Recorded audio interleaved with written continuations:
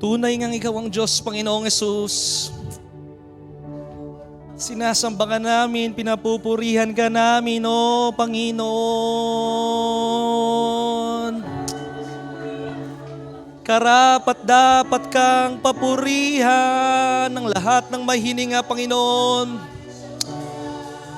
O Panginoon, salamat sa iyong pagmamahal, Panginoong Yesus. Salamat sa dakilang pag-ibig mo, Panginoon. O aming Ama, O aming Diyos, Banal na Espiritu Santo,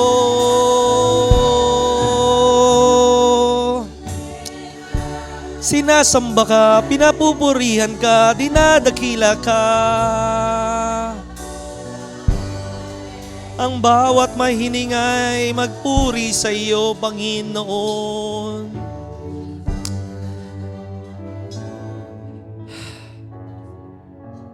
Alam mo, napakaganda lagi ng awitin eh.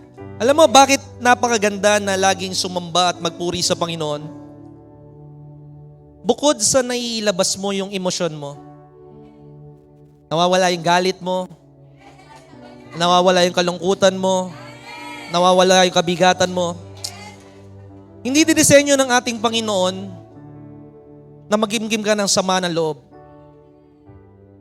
Maaaring magkaroon ng sama ng panahon sa labas, pero wag sama ng loob. Yung kabigatan mo, hindi para buhatin mo, kundi para ibigay mo sa ating Panginoon.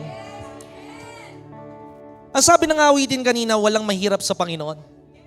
Dalawang makapangyarihan salita eh, yung tumitimo sa akin habang nakatayo ako doon.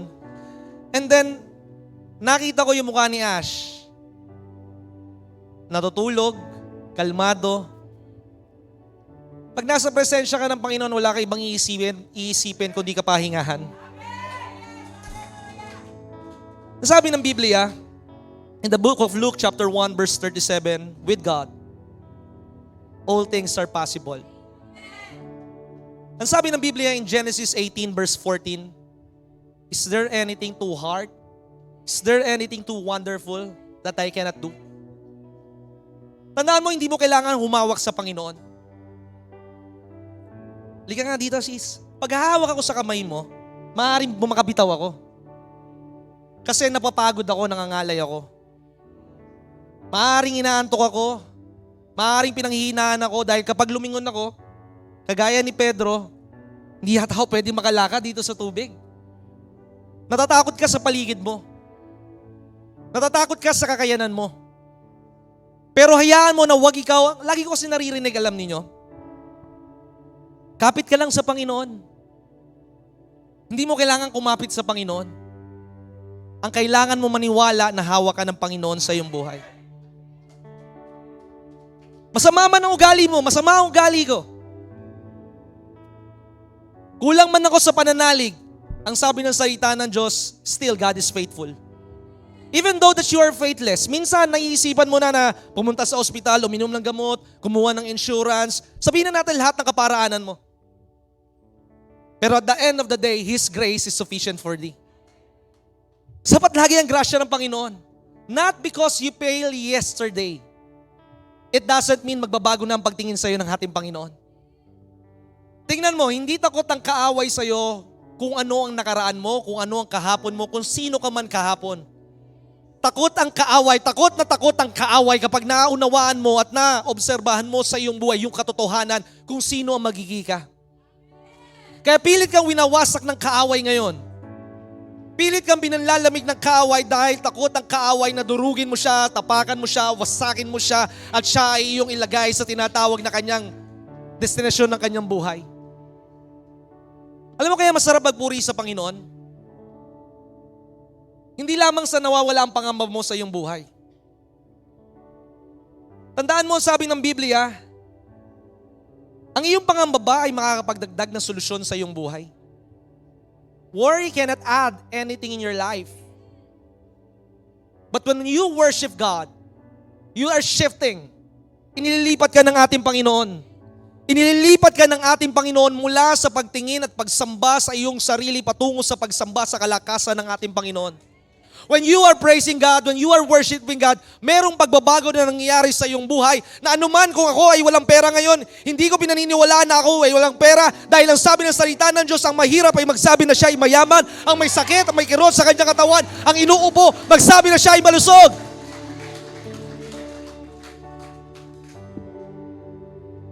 Maybe now, your life is maintaining by your medicine.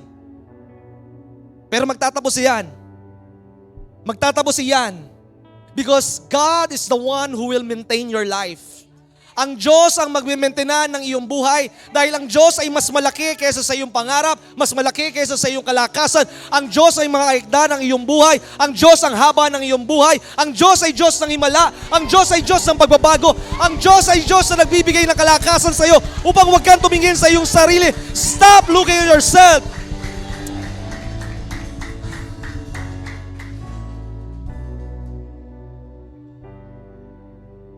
Dalawang bagay na laging hinihingi ko sa Panginoon. Panginoon, pwede bang wag tingnan ng tao kung ano ang sasabihin ko? Wag tingnan ng tao kung ano ang ganda, ang kapangyarihan na lumalabas sa aking bibig. Pangalawa, Panginoon, wag nila makita ang kahinaan ko. Kundi ang intention ko sa dalawang ito, lagi kong hinihingi sa Panginoon. Panginoon, pwede bang ikaw lamang ang makita at marinig nila sa bawat pangangaral? Hindi ko hinahanap ang gawain ng Panginoon para ako'y makapangaral. Hinahanap ko ang Panginoon upang siyang magbubukas ng mga pintuan at buhay ng mga tao upang ako'y makapangaral sa kanila. Hindi ko hinahanap ang gawain ng Panginoon para ako ay makapagbahagi ng Ebanghelyo. Hinahanap ko ang mukha ng Panginoon. Because the more that I seek Him, the more that I see His face, the more that I see His glorious, mighty power in my life. At ang Diyos ang gagawa ng mga pintuan para ito'y bumukas sa iyong buhay. Ang Diyos ang gagawa, hindi mahalaga kung ikaw ay kapos sa pananalapi. Ang mahalaga, ikaw ay lubos-lubos na nagtitiwala sa ating Panginoon. Hindi ang problema ang pagtaasa ng bilihin. Hindi ang problema ang kakulangan mo sa iyong pera. Ang problema, kailangan maunawaan mo paano bubuhos ang pagpapala sa iyong buhay. Kung ang mga ibon nga sa langit hindi pinababayaan ng Panginoon, ikaw pa kaya turo mo ang kapatid mo, hindi ka naman parrot, hindi ka naman lovebirds, hindi ka naman paraklit, hindi ka naman hayop, ikaw ay nilikha ng ating Panginoon ayon sa kanyang pagkawangis, ayon sa kanyang pag-uugali. Kaya ikaw, ganun na lamang ang pagmamahal sa iyo ng Panginoon at ganun na lamang ang tinatawag na pagnanais ng kaaway. Remember this. When you start to praise, when you start to pray, you cancel the plan of the enemy. Sa oras na ikaw ay manalangin, sa oras na ikaw ay magpuri at sumamba sa ating Panginoon, kinakansela mo na yung gawain ng kaaway na ikaw ay pagnakawan sa iyong buhay because you know that the team come to steal, to kill, and to destroy. But you know that when you pray, you invite the presence of God so that every plan of the enemies will not prosper in your life. Though it may be formed, ang sabi ng salita ng Diyos, maaari ito ay mabuo, but it will not prosper because you are with the King, sitting in the throne, and He has always the best and last move in your life. Even though that there seems to be no way in your life, God will make a way. Alam mo ang sekreto ng isang makapangyarihan, puno ng kabanalan na pagkilos ng ating Panginoon? Pagsamba. Panalangin. Aanin ko na mangaral ako na hindi ako nakapanalangin sa aking mga tuhod. Maaaring iwan ako ng tao. Maaaring hindi ninyo magustuhan ang ipangangaral na ilalagay sa akin ng banal na Espiritu. But always remember, ang katotohanan laging ayaw ng tao. Ngunit ang katotohanan lamang ang magpapalaya upang hindi ka matakot sa pinagdaraanan mo sa iyong buhay. Alam mo yung hininga na hinihinga mo? Buhat yan sa Panginoon. Huwag kang magreklamo kung anong kakulangan mo sa iyong buhay. Yung hininga mo na meron ka ngayon, ito isang tanda na binibigyan ka ng ating Panginoon. ng panibagong pagkakataon para purihin mo siya, para sambahin mo siya, para paglingkuran mo siya, para iligtas mo ang iyong pamilya, ang iyong kamag-anak, ang iyong katrabaho sa iyong buhay. Para maipakita sa mga tao ang kakaibahan ng iyong buhay. Kailangan maging kakaiba ang iyong buhay. Hindi ka maging kagaya ng mundo. Ang mundo sa araw ng linggo, sila'y nagbabakasyon. Sila'y nasa mga sugalan.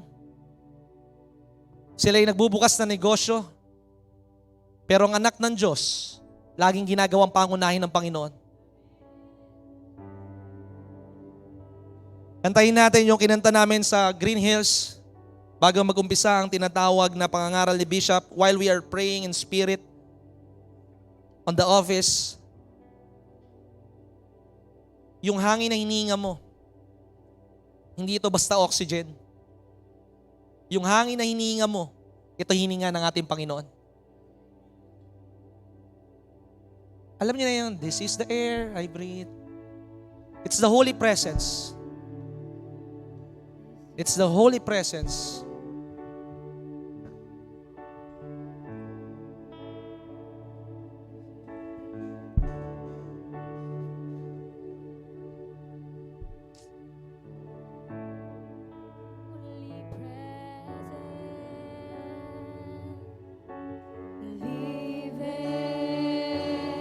In me. It's not you that is living in yourself. It's the Holy Presence of God.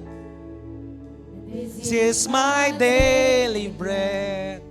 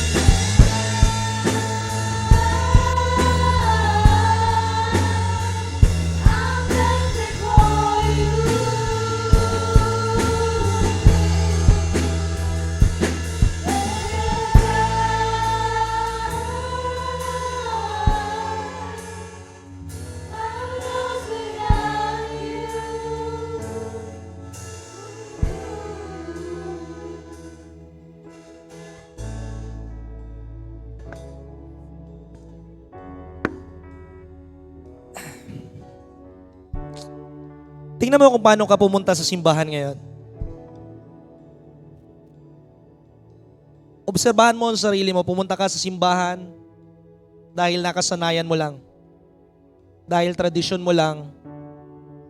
Dahil parang masabi, nakasama ka ng mga kapatiran. That is not the right intention and character. Pupunta ka dapat sa simbahan kasi excited ka. Pupunta ka sa simbahan because you are so desperate na makita, maranasan, maramdaman, at maunawaan ang pagkilos ng Panginoon sa iyong buhay. Hindi ka pumupunta dahil it is your tradition, nakasanayan mo lamang ito. Remember this.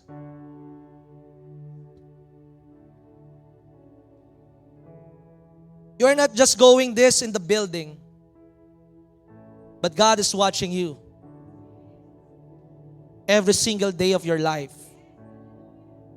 Hindi lang tayo umaawit sa Panginoon dahil sinabi ni Pastor, pero buhay mo ang pagpupuri at pagsamba sa Panginoon. Hindi lang tayo nakakapagtipon-tipon para makapagbigay ng pasasalamat sa Panginoon. Nagtitipon-tipon tayo dahil nakasuko ang ating buhay sa Panginoon. Yung wallet mo, sa Panginoon yan. Yung negosyo mo, sa Panginoon yan. Yung asawa mo, sa Panginoon yan. Yung kalusugan mo, sa Panginoon yan. Ginagawa ka lang ng Panginoon nakatiwala. That you are just a manager in the sight of God. And because you are a manager of His possession, not yours.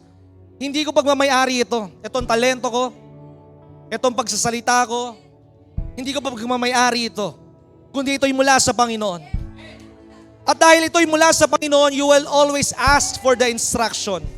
You will always ask for the instruction. Hihingin mo yung mga nais na ipagawa sa iyo ng Panginoon doon sa negosyo mo, sa trabaho mo, sa pera mo, sa bank account mo, sa cellphone mo, sa laptop mo, sa web browser mo. Gusto mong hingin yung gustong ipagawa sa iyo ng ating Panginoon because gusto mong magawa yung kalooban ng Panginoon, hindi kalooban mo. At ang gusto ng Panginoon, sa lahat ng ginagawa mo, sambahin mo ang Panginoon. Hindi ka lang basta gumagawa ng ingay, kundi gumagawa ka ng kakaibang pagkilos sa buhay mo sa pamamagitan ng pagbubukas ng puso ng ating Panginoon. It's not about the blessing. It's about God. It's not about the healing. It's about God. It's not about who you are. It's about the transformation that the Holy Spirit can bring unto you.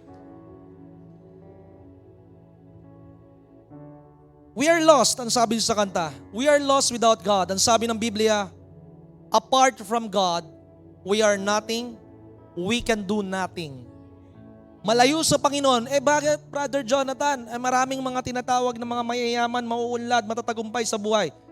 Nakausap mo ba sila? Nakausap mo ba sila kahit ganun na lang karami ang kanilang yaman? Pero para bang wala silang kapahingahan sa buhay? Huwag mong punuin ng iyong buhay ng kayamanan o ng kaligayahan na kayang ibigay ng mundong ito. Maaring ikaw man ay magpakalunod dito, pero laging tatandaan mo, ikaw ay mamamatay dahil ang binhi na itinatanim mo ay kamatayan. Pero sa mga tao at sa mga Kristiyano, huwag ka lang basta maniwala sa Panginoon. Huwag lang basta kilala mo ang Panginoon, kundi sumunod ka sa Panginoon. Maraming tumatawag na Panginoon, Panginoon. Pero ang sabi ng Mateo 7:21, not everyone who says, Lord, Lord will be saved. So your believing must be followed with your action. Your believing should be followed with your obedience. Your believing should be followed by being a servant, by being a follower of Christ. Banal na Espiritu, mahirap mangaral, Panginoon, kapag ang mga tao, ang mga kapatiran, Panginoon, ay hindi nila maunawaan ang nais mo sa buhay nila, Panginoon. Reveal, O God, your Son. Reveal, O God, your mighty plan sa buhay ng bawat isa. Na hindi lang kami tumatakbo sa sistema ng simbahan, Panginoon. kundi kami nagpapatianod sa pagkilos ng banal na Espiritu, Panginoon. They came here, O God, not just to gather. They came here to God, not just to have a friends, not just to see their family. They came here, O God, because they need a Savior. Kailangan namin ng tagapagligtas. Wala kaming gana sa'yo from Monday to Saturday, Panginoon. Pero salamat sa isang beses, sa isang linggo na magiging umpisa upang ang aming araw, ang aming buhay, ang bawat segundo ay aming iniaalay sa iyo. At ikaw ang layunin ng aming paglilingkod, ikaw ang layunin ng aming pagtatrabaho, ikaw ang layunin ng aming pagninegosyo na makita ka sa aming buhay, Panginoon. Na mapupurihan ka sa aming buhay, Panginoon. Kaya patuloy ka naming sasambahin. Dahil ang pagsamba, Panginoon, ay pag-anyaya sa iyong presensya sa lugar na ito. Ang sa pagsamba, Panginoon, ay pagtataboy sa kaaway, Panginoon. Dahil ayaw ng kaaway, Panginoon Jesus, ay ikaw ay aming dinadakila, ay ikaw ay aming itinataas, Panginoon. Ayaw ng kaaway ng aming labi ay ginagamit namin sa pagpupuri sa iyo, Panginoon. Dahil ang gusto ng kaaway, kami ay takot na takot, pero tinatanggal mo ang takot sa aming buhay, Panginoong Jesus. At pinapalitan mo ito ng tinatawag, Panginoong Jesus, na katapangan na nagbubula sa iyo, Panginoon. Only the violent shall take the kingdom of heaven by force.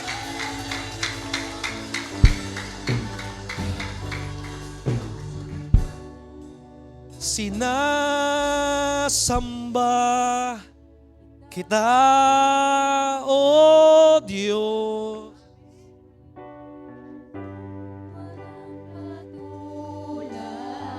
Walang papantay sa iyo, Panginoon. Hindi kayang matumbasan ng pera ang aming kaluluwa, Panginoon. Mapagmahal ang panalangin ko, makita ka ang lahat sa buhay mo. Sinasamba kita, O Diyos, katulad mo. Sinasamba kita, O Diyos, ng katulad mo. O Ama, mapagmahal,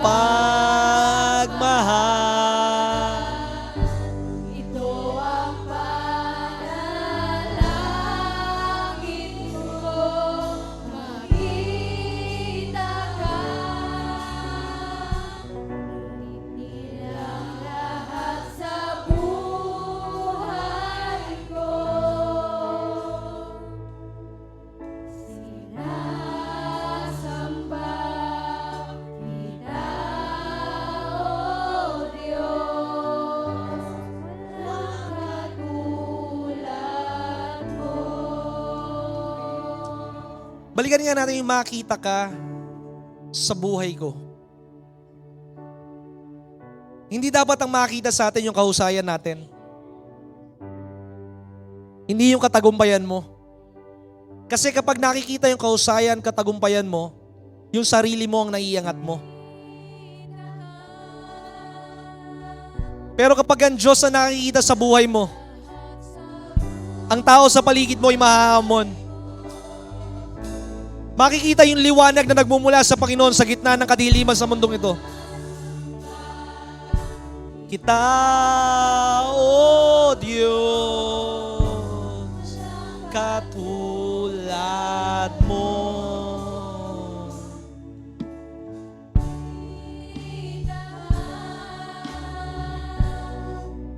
Nilang lahat Lahat sa buhay ko.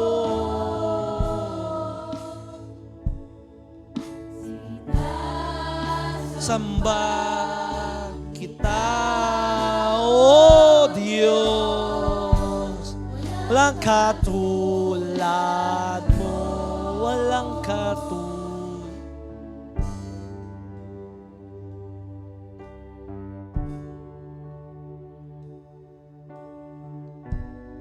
No one else can touch my heart like you do. And I can search for all eternity long and wide.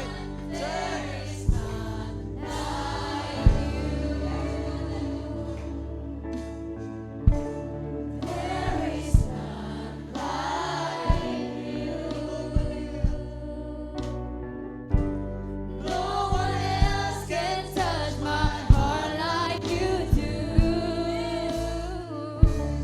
I can search for all eternity long and find there is none like you. There is none like you.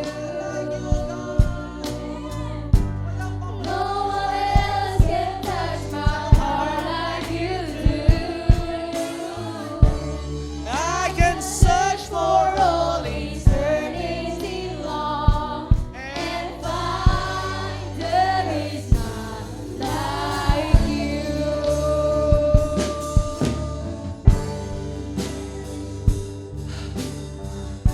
Salamat, Panginoong Jesus, ng aming bibig, Panginoon, ay iyong binubukas, Panginoon, upang kami magkaroon ng isang spirito, Panginoon. Upang ang aming pagpupuri at pagsamba, Panginoon, ang siyang pumaimbulog at siyang umangat sa aming buhay, Panginoon. Wala kang katulad, Panginoon. Tulungan mo kami, Panginoong Jesus, na kami malasing, O God, ng iyong banal na espiritu, ng alak na nagmumula sa iyong banal na espiritu, Panginoon. Upang ang aming mga bibig, Panginoon, ito po hindi matitikom, Panginoon, sa halip. Ito po ay magsasalita ng mga bagay, Panginoon, na higit sa aming kayang unawain, Panginoon. Mga bagay na nagbibigay ng kapurihan sa iyo, God. Lord, let you increase in our life, O God. Increase in our life. Increase in their church, O God. Increase in their church, O God.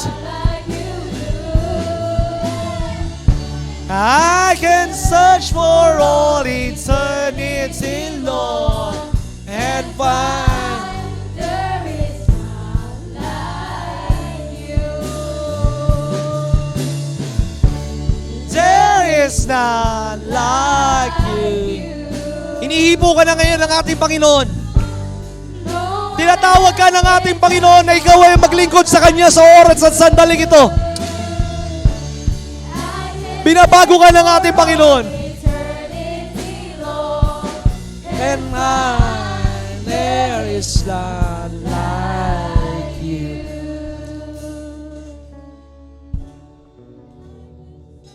Alam mo, kung ikaw yung pinakamakasalanan sa lugar na ito, kung ikaw yung pinakawalang kwenta sa inyong pamilya, kung ikaw yung pinakamalamig, alam mo, mas maganda na malamig ka kaysa malamlam ka. Kasi malamig, alam mo, kailangan pailitin. Ang maligamgam, hindi mo alam kung malamig o mainit. Kung ikaw man yung sinasabi ko sa oras at sandaling ito, na pinakamakasalanan sa inyo, pinakawalang kwenta, ikaw yung pinipili ng ating Panginoon. Hindi pinipili ng Panginoon yung mga banal. Hindi pinipili ng Panginoon yung maraming alam sa salita ng Diyos. Pinipili ng Panginoon yung walang kwenta para gamitin niya at wala siya may pagmalaki sa kanyang buhay. Tinawag ng Panginoon si Maria Magdalene. Tinawag ng Panginoon si Saul na ngayon ay Pablo. He is a murderer. Tinawag ng Panginoon si Jacob, mandaraya. Maaaring may tindahan ka, dinadaya mo yung presyo, yung panimbang ng iyong ginagamit. Pero ikaw ay tinatawag ng ating Panginoon para makita mo kung paano kanya huhugasan sa kanyang banal na tubig sa iyong buhay. Ikaw yung higit na gagamitin ng Panginoon, hindi mo man maunawaan to. Pero tandaan mo, hindi nagkamali ang Panginoon sa pagkatawag sa iyo. Ipinapakita lang ng ating Panginoon kung gaano ka karumi, doon ka iibigin ng ating Panginoon. Dahil lagi ko sinasabi sa inyo in the book of Romans chapter 5 verse 8, while you are yet sinner, while I am soaking, while I am drowning in my sin, He demonstrated His love. Ipinakita niya ang kanyang pagmamahal. Hindi para ikaw husgahan. Hindi dumating ang ating Panginoon in the business to condemn you. Dumating ang ating Panginoon in the business of restoration. Kaya nga kailangan mo ang Panginoon eh. Kasi kailangan mo ng kalakasan to resist the temptation. Before the restoration, there will be a resistance, a power that will given unto you so that you can resist the works of the enemy in your life. Hindi ka na manunood ng pornography. Hindi ka na titingin sa mga magagandang babae na nasa paligid mo. Ang laging titingnan mo na lamang ay ang asawa mo. Hindi ka na titingin sa laman ng iyong bank account. Titingin ka sa iyong pananalig sa ating Panginoon na siya ang nag-uutos sa pagpapala na dumating sa iyong buhay. At kung ano man ang pera mo, hindi ito mauubos sapagkat the more na ginagamit mo ito para sa karya ng ating Panginoon, the more na ito ay dumarami hanggang sa muling pagbabalik ng ating Panginoon. Hindi lang ito sa panahon ni Elijah na kung saan yung babae, kung saan yung widow, kung saan yung mag-ina, hindi naubusan ng pagkain. Ikaw na buhay ngayon, ikaw na kinakausap ngayon ng ating Panginoon, huwag kang mawalan ng pag-asa dahil kung ano yung natitira sa iyo, yun ang pararamihin sa iyo ng ating Panginoon. Sinabi man ng doktor na ikaw ay mamamatay na, pero yun ay salita lamang ng tao. Dahil ang salita ng Diyos ay higit na mataas at makapangyarihan. Huwag mong tingnan, bakit si Pastor Ken namatay? Bakit si Sister namatay? Hindi sila namatay. Tinanggap lang nila ang plano ng Panginoon. Tingnan nga natin, Sister Aren. In Hebrews chapter 11, verse 13, that is why it is important for us to know the Word of God. In Hebrews chapter 11, verse 13, ang sabi sa Hebrews 11, verse 13, and all of them died in faith. This all, Abraham, Moses, and all the servants of God, they all died in faith. Maaaring sabihin mo, hindi ko natanggap. Bakit hindi nila natanggap yung pagpapala? And that is faith. Faith is believing na ang iyong kayamanan hindi lamang pang mundong ito. Pero kapag natanggap mo yung pagpapala sa mundong ito, then thy kingdom come, thy will be done on earth as it is in heaven. Hindi lamang ang pagpapala ang dapat tingnan mo sa iyong buhay. Pero kailangan makita mo sa iyong buhay yung magandang inihahanda sa iyo ng ating Panginoon. Dahil kapag nakikita mo yung magandang inahanda sa iyo ng ating Panginoon, isang bagay lamang ang makikita mo sa iyong buhay. Laging magpasalamat sa Panginoon. Dahil ang pinagtitiwalaan mo, hindi yung plano mo. Yung plano mo, laging sisirain niya ng ating Panginoon. Ang plano mo sana ngayon, magpa-renovate ang bahay. Pero, nagkaroon ng confinement sa ospital. Ang plano mo sana ngayon, ay makapag-aral sa private school ang iyong anak. Pero biglang meron nasira sa iyong bahay at ginamit mo muna yung pera. Magandang magplano. Pero lagi mong tatandaan, kailangan maging handa ka rin na ang Diyos ang kumilos sa iyong buhay. Huwag mo i-pursue yung plano mo. I-pursue mo yung malaking plano ng Panginoon sa iyo. Mas malaki ang plano sa iyo ng Panginoon kaysa sa plano mo. Yung plano mo pang pamilya mo lamang. Ang plano ng Panginoon pang walang hanggan. Pang 3 henerasyon, pang 7 henerasyon, hanggang sa mga susunod na lipi ng iyong buhay. At ang sabi dito, and they embraced them. And they confessed that they were stranger. You are just a pilgrim. Hindi ka mananatili ditong buhay magpawalang hanggan. Kaya nga napakahalaga sa iyong buhay ng bawat araw, ito'y pahalagahan mo at ilalay mo sa Panginoon. And in verse 39, let's move over. Ang sabi sa 39 ng Hebrews, and this all, having obtained a good report. Dito magkakaroon ng pagkakatalo. Ang pananalig hindi madali. Dahil kung ang pananalig ay madali, hindi kayo pupunta sa bangko para mangutang. Hindi kayo iinom ng gamot para gumaling. Pero sa gitna ng iyong kahinaan, sinisidlan kayo ng Panginoon ng kanyang banal na Espiritu so that you can obtain the good report. And what is the good report? I have finished the race. What is the good report? I am no longer a slave to fear.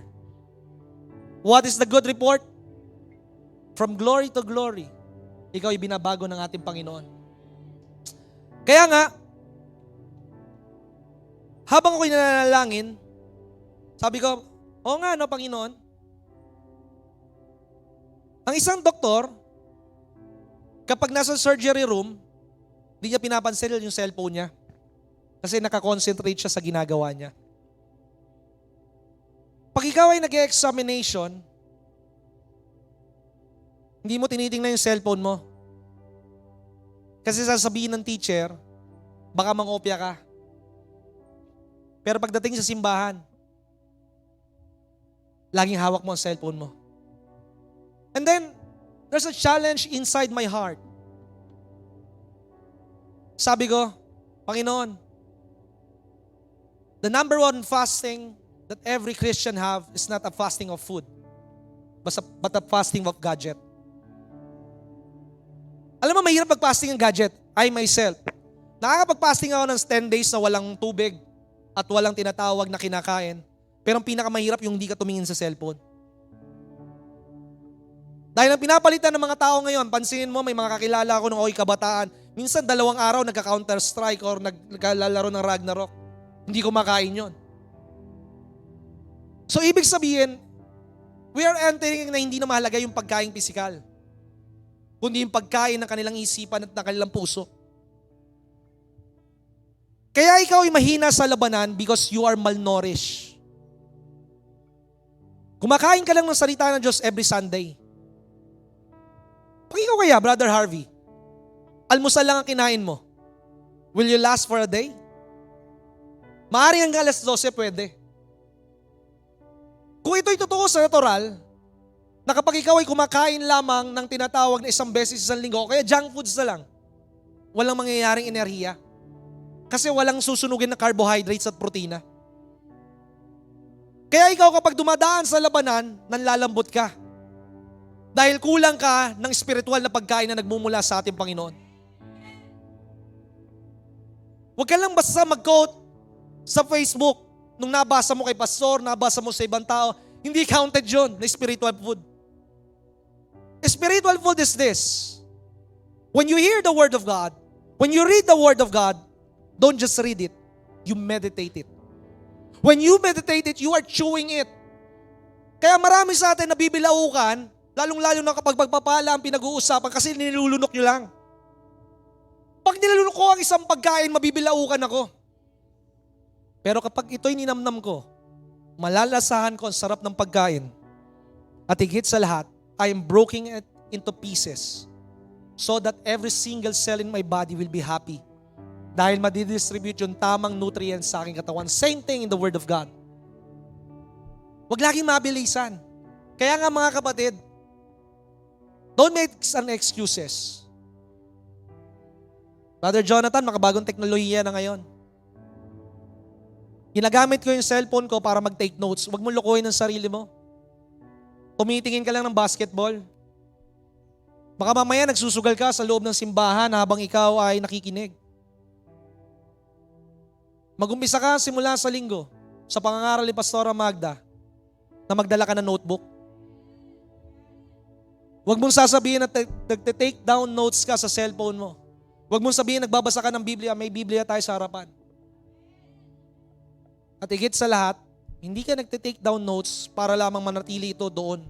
Pag uwi mo sa bahay, basahin mo ito. Pagbulay-bulayan mo ito. Hindi po penmanship ito para sabihin mo na napakarami mong sinulat sa tinatawag na notebook. Natutuwa nga ako sa anak namin ni Sister Karen. Aba, ang ginagawa araw-araw, lagi nagsusulat ng penmanship, tatapusin daw niya para first quarter pa lang, yung pang fourth quarter tapos na. Hindi po ito pabilisan. It's not about your speed. It's about your direction. Maraming tao mabilis yumaman. Pero galing naman sa nakaw. Galing naman sa pandaraya. Maraming tao mabilis sumikat pero pakalokohan naman ang kanilang pinasisikat. Pero at the end of the day, when I see those people grow old, ang kanilang buhay ay kalunos-lunos. I will rather die in my faith rather to die in my sin. Mas gugustuhin ko mamatay ako sa aking pananalig kaysa sa aking kasalanan. Dahil ang pananalig ay nagbibigay ng buhay. Ang pananalig ay nagbibigay ng pagkaunawa sa ating Panginoon na ang Diyos ay hindi nagkukulang sa iyong buhay, na ang Diyos ay hindi kagaya ng tao na siya ay nagsisinungaling. Dakilang Ama, salamat po sa umagang ito. Salamat po sa mga awitin na aming sinasambit. Na hindi lamang ito nilalagyan ng tono o ng himig, Panginoon, kundi higit sa lahat ang iyong pinapakinggan ay ang aming tibok ng aming puso. Kaya dalangin po namin, Panginoon, na ikaw po ang laging maluwalhati, ikaw po ang maparangalan, na ang lahat ng maruming pag-iisip namin, na ang lahat ng katigasan ng aming puso, lahat ng ito ay mabasag at maiiwan sa lugar na ito. Lord, in this place, in this church, dito sa biyaya ng Diyos Christian Fellowship, Binyan, Laguna, Panginoon, this is the place, this is a meeting place of an encounter, O God, na kami kakatagpuin mo, Panginoon, at kami kinatagpo mo, Panginoon, magkakaroon kami ng bagong pag-iisip, magkakaroon kami ng bagong puso, at magkakaroon kami ng bagong spirito. Kaya salamat mo, aming Ama. O Panginoon, pinupuri kita, Uy, naririto upang sambahin ka. Magpakailanman itataas kita sa aking buhay. Ikaw. Teka lang. Nangangalay ka na bang kumanta o tumayo? Then you are not a soldier of Christ. Have you ever imagined, pumunta ka sa Luneta o baka naman di kayo pupunta sa Luneta. Tinignan mo na ba yung sundalyo, yung gwardiya doon, na kahit umaraw umulan, nakatayo lang. Pero ikaw, si pastor nga magtuturo pa to hanggang alas 12:30. Mamaya may discipleship pa, hindi napapagod. Don't expect that you will go to heaven kung dito pa lang nabupugnot ka na sa gawain ng Panginoon. Dahil sa langit, ang sabi ng Biblia, puno ng papuri at pagsamba. Araw-gabi sumasamba sa Panginoon. Isang oras lang tayo sumasamba. Isang linggo ka lang. Sa isang linggo, isang beses ka lang dumadalo ng gawain, napapagod ka pa. Kumikita ka nga ng malaki, butas naman ng iyong sisidlan. Kasi ang sabi ng salita ng Diyos, ayaw mo munang gawin ang templo ng Panginoon sa iyong katawan. Ayaw mo munang unahin ng Panginoon. Napansin mo, kumikita ka ng 30 mil, 50 mil, 100,000, 200,000. Pansinin mo yung mga politiko, kumikita ng 300, 500, 5 million, 50 million, 500 million, 1 billion. Pero parang mahirap pa rin sila. Kahit anong ipuno mo sa iyong buhay, ang iyong buhay ay magiging hungkag at kulang. Only Jesus can fill that empty space in your life. You cannot substitute your wealth. You cannot substitute your fame. You cannot substitute anything that you try to substitute because there's no substitute in reality and eternity. Only Jesus is the way for your salvation. Only Jesus is the way for your true happiness. Tingnan mo, masaya ka lang kapag may pagpapala. Ibig sabihin ng kasayahan mo ay base lamang sa mga nangyayari sa iyong buhay. At kapag natapos na ang bonus, kapag natapos na yung tinatawag na commission mo sa iyong kinita, malungkot ka na. Pero kapag ang kasiyahan mo ay sa Panginoon, dumaan ka man ng apoy, dumaan ka man ng kakapusan, tandaan mo, ikaw ay nagkukulang pero hindi ka nawawalan. Tandaan mo, ikaw ay nagkakasakit pero hindi ka mamamatay sa sakit. Sapagkat ang lahat ng dumaraan sa iyong buhay ay pagkakataon ng Diyos at pagkakataon mo para ikaw ay katagpuin ng ating Panginoon dahil hindi maikli ang kanyang kamay para ikaw ay kanyang iligtas. Hindi bingi ang tenga niya, hindi dahil sa hindi kanya kinakatagpo, hindi niya tinutugon ang iyong pananalangin. Tandaan mo, ang iyong ipinapanalangin, ito'y tinutugon ng ating Panginoon. Pero bago ka baguhin ng ating Panginoon, babaguhin ka muna ng ating Panginoon bago niya ibigay ang pagpapala sa iyong buhay sapagkat ang pagpapala ay nasa iyong harapan na. At dahil nasa harapan na ang iyong pagpapala, ang katanungan, handa ka na bang gamitin ito para sa kaluwalhatian ng ating Panginoon?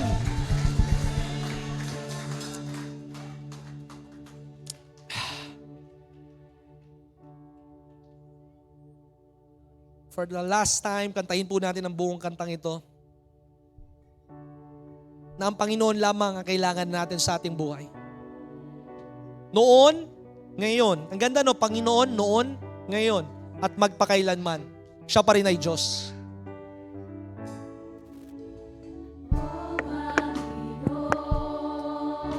Pinupuri kita, ako'y narito upang sambahin ka. Mapagkailanman itataas kita Sa aking buhay, ikaw ang Diyos. Ako'y nilikha sadyang para sa'yo. Iaalay sa'yo ang iyong kalungkuran. Ang siyang nais ko, maging kagalakan sa puso ko.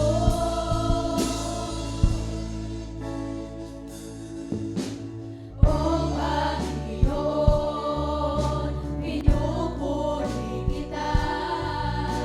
Ako'y narito upang sambahin ka. Mapagkailanman itataas kita. Sa aking buhay, ikaw ang Diyos. Ako'y nilikha sadyang para sa'yo. Lahat ng iaalay sa'yo ang iyong kalungkuran. Ang siyang nais ko, maging kagalakan sa puso ko. Ako'y nilikha sadyang para sa'yo. Lahat ng iaalay sa'yo ang iyong kalungkuran. Ang siyang nais ko, maging kagalakan sa puso ko.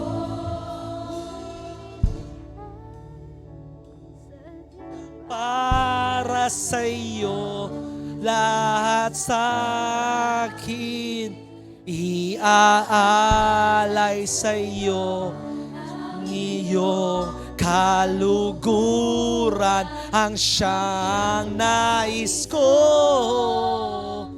maging kagalakan sa puso mo.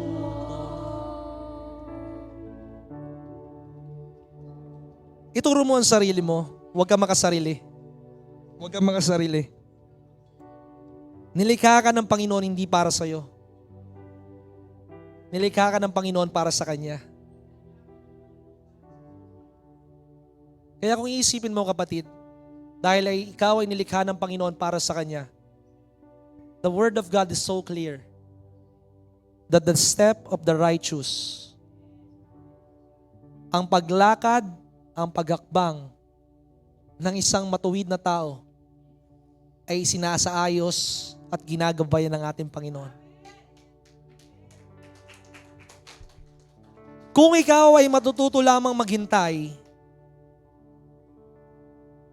alam mo, maraming pagkakataon, namimiss ko ang aking kapatid na si Pastor Kenneth.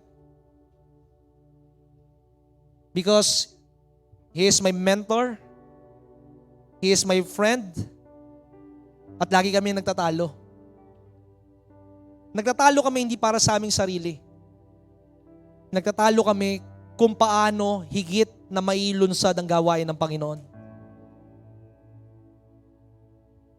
Pero sa kabila ng lahat, ang isang bagay lamang na hinubog sa akin ng Panginoon simulat sa pool,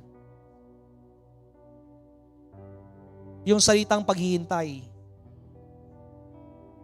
Dahil maraming tao ang hindi makapaghintay, they become like Saul. Nung hindi makarating si Samuel sa takdang oras, si Saul na ang nag-offer ng offering sa Panginoon. Hindi ka makapaghintay sa pagpapala mo. Hindi ka makakapaghintay sa kagalingan mo. Kaya pinapangunahan mo ang Panginoon. But God knows your tomorrow. He is there. You are not there. Ang Diyos nasa kinabukasan mo, ikaw nasa nakaraan ka pa rin eh. Kaya nga may depression ka sa buhay eh. Ikaw nasa kasalukuyan pa rin. Kaya nagkakaroon ka ng stress sa buhay. Ang Diyos alam niya, He knows the end from the beginning. Stop acting that you, ang sabi nga ng isang bata, my body, my decision. That is not your body. Kaya maraming tao, tingin nila sila ang may control ng kanilang sarili. Kaya maraming tao ang nawawasak. Tingnan mo, lahat ng tumuligsa sa Panginoon, ng mga sikat na mga artista, politiko, mga mayayaman, lahat sila ay nawasak sa harapan ng mundong ito. Hindi na sila kilala ng mga kabataan ngayon, pero ang Panginoong Hesus, kilala pa rin sila ng lahat ng saling lahi. At maaaring ang isang kinakalungkot ko, maaaring maraming mga nakakilala sa Panginoon, pero hanggang isipan lamang. Huwag mo lang basta makilala ang Panginoon. Magkaroon ka ng relasyon sa Panginoon. Huwag ka lang basta magkaroon ng relasyon sa Panginoon. Sundin mo ang bawat pinagagawa sa iyo ng Panginoon. If you obey and serve God, sa iyong pagsunod, sa iyong paglilingkod sa Panginoon, ang sabi ng Biblia, you shall spend your days in prosperity and years in pleasure. Magiging maganda ang iyong buhay. Hindi lang maganda ang iyong buhay dahil sa pera, kundi maganda ang iyong buhay dahil sa pagpapala ng ating Panginoon. Kaya nga before we start, can we go around, pray for one another? Tandaan mo ang simbahan, hindi lang basta pangangaral. Ang simbahan ay lugar ng pananalangin. We go around, umikot po kayo. Huwag naman yung asawa ninyo ipanalangin ninyo. Puntahan nyo yung hindi nyo pa kilala, yun ang ipanalangin ninyo. We can offer them a prayer. Puntahan nyo yung mga taong sa tingin ninyo, nadarama ninyo may kabigatan sa kanilang puso. Sige, kahit ang music team, bumaba po, humanap kayo ng inyong mga ipapanalangin. This is a church of God. Hindi lamang ito isang building. Hindi lang tayo basta tao. Tanungin mo anong problema niya. Baka minsan masyadong focus tayo sa ministry, masyadong focus tayo sa simbahan that we neglect to love one another, to carry the burden. Nakita ko nga sa post ng Binyan, sabi sa book of Colossians, carrying the burden of one another. Alam mo, pag wala yung kabigatan, magkakaroon ng kagaanan. Magkakaroon ng kalayaan ng pagkilos ng presensya ng Panginoon at kapangyarihan ng ating Panginoon. Let's go around. Na huwag kang mahiya kung ano man ang problema mo. Hindi ka niya i-chismis. Sa simbahang ito, walang chismosa. Sa simbahang ito, walang chismoso. Sa simbahang ito, walang naghuhusga. Sa simbahang ito, ang lahat ng tao ay binago ng Diyos at binabago ng Diyos at ginagamit ng ating Panginoon para daluyan niya ng kanyang kapangyarihan.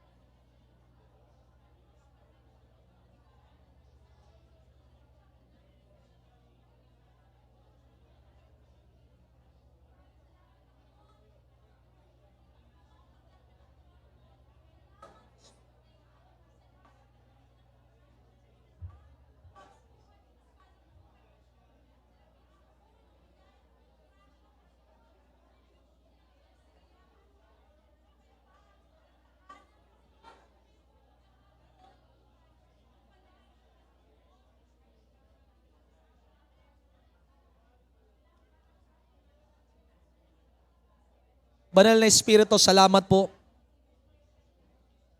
that in behalf of them who is praying for their brethren, O God, you are interceding for us. Ikaw ang siyang nananalangin para alam po namin yung aming ipapanalangin, Panginoon. At sa bawat pananalangin na kanilang tinanggap, magkaroon po sila ng kapayapaan na nagmumula sa iyo. Magkaroon po sila ng kagalakan at kagaanan ng kanilang pakiramdam. That's this church, that this place is a place of surrender, Panginoon. Kaya salamat po sa espiritual na pagpapala na tinatanggap ng bawat isa. Na kung saan sa bawat espiritual na pagpapala, Panginoon, ito'y magagamit nila, Panginoon, upang sila'y magkaroon ng kapangyarihan at maigapos ang gawa ng kaaway sa kanilang buhay. You said in your mighty words, O God, in the book of Ephesians chapter 6, O God, verse 12, yung kahirapan, yung masamang ugali, yung kabulukan ng aming buhay, ito'y labanan na hindi namin may panalo sa aming pisikal. Because we are not against flesh and blood. We are against spirituality. Kaya sa oras at sandaling ito, sa kanilang pinagkasunduan dito sa lupa, sa kanilang sinambit, ito'y naganap na sa iyong kaharian. Dahil napakaliwanag ng sinasabi ng iyong banal na kasulatan, bago pa man kami humingi, ito'y iyong tinugon na. Sila'y nag-uusap pa lamang, dinidinig mo na ito. Kaya Panginoon, tinanggap na nila ang mga pagpapala at mga deklarasyon na kanilang sinabi sa makapangyarihang pangalan ni Kristo Jesus. At ang lahat ng buhay ay magsabi ng amen. Magsabi ng amen. Sige po, makakaupo po ang bawat isa. Ituro mo ang iyong, ito'y inumpisahan ko lang last Wednesday. Although lagi kong sinasabi, kapag ako'y nag-aaral ng salita ng Diyos, kapag ako'y nananalangin, kapag ako'y bago, mangaral ng Ebanghelyo. Ituro mo ang isipan mo, I have the mind of Christ. Pag meron kang kaisipan ng ating Panginoon, magiging malawak ang pangunawa mo sa lahat ng bagay. Ang sabi ng Biblia in the book of 1 Corinthians chapter 2 verse 16, 1 Corinthians chapter 2 verse 16, 1 Corinthians chapter 2 verse 16, ang sabi doon, ang sabi ni Pablo, have the mind of Christ. Kapag meron kang kaisipan na kagaya ng ating Panginoon, ang tinitingnan mo, hindi yung pagkukulang mo. Ang sabi nito, for who hath known the mind of Christ? Sinong makakaalam ng isipan ng Panginoon? Kaya mo malaman ang kaisipan ng ating Panginoon when you start reading the Word of God. Dahil ang salita ng Diyos, ito'y kaisipan ng ating Panginoon na naisulat. But it is just in part. Bahagi lamang ito. Kaya kapag pinupuno mo ang iyong buhay ng salita ng Diyos, definitely ang lalabas na dapat sa iyong bibig ay papuri at pasasalamat sa Panginoon. Pag lumalabas pa sa iyong bibig ay pagmumura. Kapag lumalabas pa sa iyong bibig ay pagkatakot, kulang ka pa ng salita ng Diyos. Dahil ang sinasabi ng Biblia, para magkaroon ka ng kaisipan ng ating Panginoon, magkaroon ka muna ng salita ng Diyos. Ang sabi ng Biblia, I have hidden your words in my heart. Anong itatago mo sa iyong puso? Hindi galit. Hindi sama ng loob. Hindi paghihiganti. Hindi problema. Hindi pamimintas. Ang sabi ng Biblia in Psalms 119 verse 11, I have hidden your words in my heart so that I will not sin against you. And what is sin? Believing not in God. Ang kasalanan ay hindi paniniwala sa Panginoon na kaya kang pagalingin ng ating Panginoon. Ang kasalanan ay paniniwala sa iyong sarili. Tandaan mo, sin is not just only breaking the law of God, but sin is breaking your purpose in God. Ang kasalanan hindi lamang pagbali sa kautusan. Ang kasalanan ay pagbali sa plano sa iyo ng ating Panginoon. And all have fallen short in the glory of God because we all sin. Kaya maraming pagkakataon, hindi mo alam ang layunin mo sa iyong buhay dahil hindi ka makapaliwala sa ating Panginoon. Thy word I have hidden in my heart. Brother Jonathan, pastor ka kasi, kaya alam mo ang salita ng Diyos. Hindi lamang ako basta pastor, ikaw din ay anak ng Diyos, kaya dapat alam mo ang salita ng Diyos. Huwag mong iasa lamang sa pastor na siya lamang ang dapat mangaral ng Ebanghelyo. Lahat kayo, ang bawat isa, maliit man, malaki, ang aming anak, pag siya'y pumupunta sa isang gawain, kagaya sa Green Hills, she gather every single little individual para mangaral ang salita ng Diyos. Hindi ka mahihiya na mangaral ang salita ng Diyos kung hindi na ikaw ang nabubuhay sa iyong sarili. Last Friday, dumalo po ko ng tinatawag na Linggo ng Wika ng aming anak. And nagsama-sama kami ng mga parents sa isang tinatawag na kwarto sa isang ballet room. At ako'y natutuwa sa Panginoon. Sa kabila man ng mga antas ng kanilang buhay, na merong ang kanyang negosyo, pinapatayuan niya ang lahat ng kanyang mga empleyado ng pabahay. Yung isa, ganito ang naging buhay, ganyan, kung paano naging tinatawag na pinagdaanan niya. Yung isa, binibigyan siya ng malaking kontrata ng DPWH na worth billion, pero sabi niya, hindi ko kaya yun, pastor. Meron nga isang kwento, and it is just a joke. Nagkaroon daw ng contest sa kalangitan. Nakipag-usap si Pedro kay Satanas, at sabi niya, kailangan natin gumawa ng tinatawag na tulay sa langit at sa impyerno para madaling pumunta ang tao sa impyerno kung sila papuntang impyerno at sa langit. Ang sabi ni Satanas, sige, mag-contest tayo. Within this day, from this day, kailangan matapos ito. At lumipas sa mga araw, nagkausap ulit sila ni Pedro at ni Satanas. At ang sabi ni Satanas, ang bagal nyo naman. Kami tapos na, kayo hindi pa. Ang sabi ni Pedro, paano ba naman hindi babagal kami? Halos lahat ng kontraktor, engineer, negosyante ay nasa impyerno. Ouch. Lagi mong tatandaan, kapatid, what shall profit a man if he gain the riches of this world? Maganda na yung tinatamasa mo galing sa malinis na paraan. I as a pastor, even though I have the rights para magkaroon ako ng bahagi ng tithes and offering, like Paul, ang sabi niya, hindi ko kinukuha ito. I strive in prayer, and by the grace of God, He is making way kung paano ko matustusan ang aking pamilya. Pwede akong umasa sa simbahan, pero mas pinili kong umasa sa Panginoon. Dahil ang tao, pwede ka lang niyang babigyan ng numero, pero ang Diyos kaya niyang ibigay ang buong kalangitan sa iyo. Kaya nga sabi dito, Thy word, I have hidden your words in my heart, in my mind, in my life, so that I will not sin against you. Ano ba ang kasalanan? John 16 verse 9. Ang sabi ng kasalanan, of sin, because you believe not on Him. Kasalanan, kasi hindi ka makapaniwala sa Kanya na siya ang Diyos ng iyong buhay. Kasalanan dahil ang paniniwala mo sa iyong sarili. Kaya ako nagtatagumpay sa aking buhay. It is because of my labor. No, it is not because of your labor. It is because of the grace and favor of God. Kaya ka pinagpapala ng ating Panginoon. Maraming pagkakataon, maaaring nararanasan mo ito sa iyong buhay. The enemy is attacking you. Maaaring inaatake ka ng kaaway at kung hindi ka mapapaksak ng kaaway, ang aatakihin niya yung anak mo. Atakihin ng kaaway yung anak mo with the deceiving, with the convincing words so that your heart will compete. Atakihin niya yung anak mo kasi hindi pa siya ganun kaalam sa salita ng Diyos, hindi pa niya nauunawaan ang salita ng Diyos dahil bata pa siya. Pero lagi mong tatandaan, when you start to pray, hindi mo man sila maging kasama sa eskwelahan, hindi mo man sila maging kasama sa trabaho, hindi mo man sila maging kasama sa bahay dahil sila ay may pamilya na, but one thing that you can be with them is through prayer. Physically, hindi mo man sila kasama. Kagaya minsan, hindi man tayo magkakasama dito, linggo-linggo. But Paul said in the book of Colossians chapter 2 verse 5, I may be absent in the body, in your presence, but my spirit is present with you. Hindi man tayo magkakasama every Sunday. But we are praying for you. Because the only wireless connection na walang loss ng signal ay pananalangin.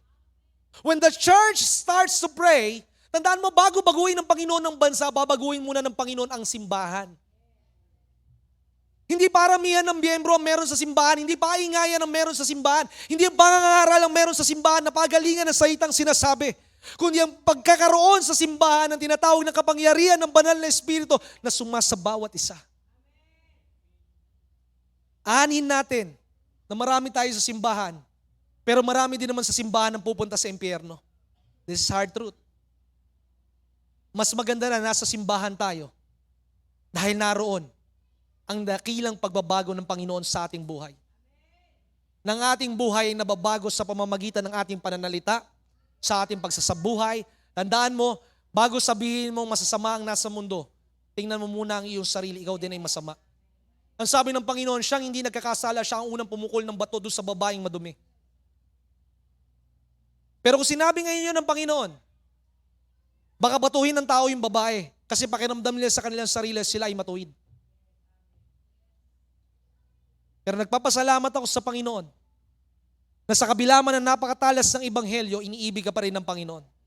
Ikaw lang ay ginigising ng ating Panginoon sa pamamagitan ng katotohanan na iyong naririnig sapagkat ang katotohanan lamang ang magpapalaya sa bawat isa. At kapag nakalaya ka sa tinatawag na kasinungalingan ng kaaway, doon ka makakalakad sa plano ng ating Panginoon, na ang plano ng ating Panginoon sa iyo so that you will have a life and a life and a life and a life of abundance in your heart. Ang kayamanan ay nag-uumpisa hindi sa pananalapi. Ang kayamanan ay nag-uumpisa sa pamamagitan ng iyong buhay na nag-uumapaw ng presensya ng ating Panginoon. Because in the presence of God, there's always fullness of joy. At kapag meron kang kasiyahan sa iyong buhay, tingnan mo ang iyong katabi. Masaya ba yan sa kanyang buhay? You are saying that you have the fruit of the Holy Spirit and you cannot smile. My God. Pag meron kang bunga ng banal na Espiritu, ang laging makikita sa iyo kagalakan, kasiyahan, papuri at pagsamba sa ating Panginoon. Because the joy of the Lord is my strength. So when you are in the presence of God, you will have joy and that joy will be your strength in your life para ikaw ay makapagpatuloy. Maraming tao ay pagod na pagod sa kanilang buhay because they miss the joy. They miss to pause. Alam nyo, kaya mga kabataan ngayon, they don't want to work. Ayaw nila magtrabaho. Dahil nakita sa atin. Because we always complain about work. Aking pinagtatalunan natin sa pamilya, kulang pa ang sweldo mo, nakakapagod, baha, ang hirap sumakay sa MRT, ang hirap sumakay sa bus, napakahirap. So the moment that you keep on telling it with your wife, you are training them to see what they could be. Hinuhubog mo sila na makita kung ano ang magiging sila paglaki nila. Remember, work is not accursed. Ang trabaho, ito hindi isang sumpa. But work is a blessing of God. God did not curse the function, but He cursed the effort. Si Adan, nagtatrabaho na, wala pa yung sumpa eh. That he is the caretaker of the garden. Si Joseph, siya ay nagtatrabaho.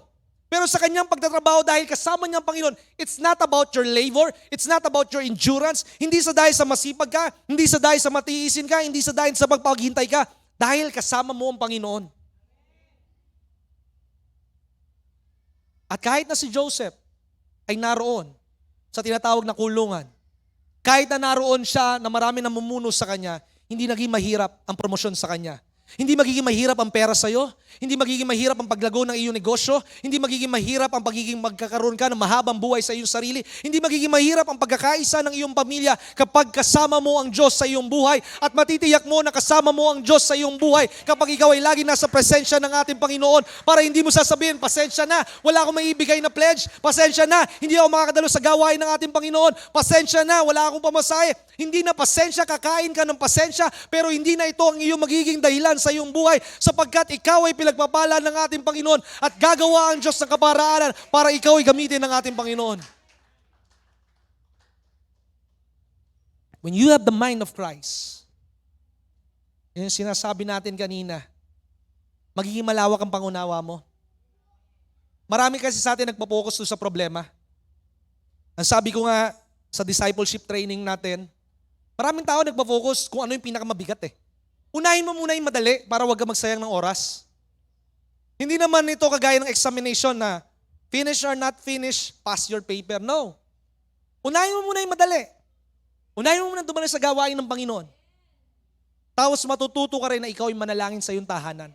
Ang sabi nga ni Bishop Greg, bago ka sumugod sa labanan, ituhod mo muna. Tapikin mo yung tuhod ng iyong katabi. Baka makinis ang tuhod niyan. Baka makinis ang siko niyan.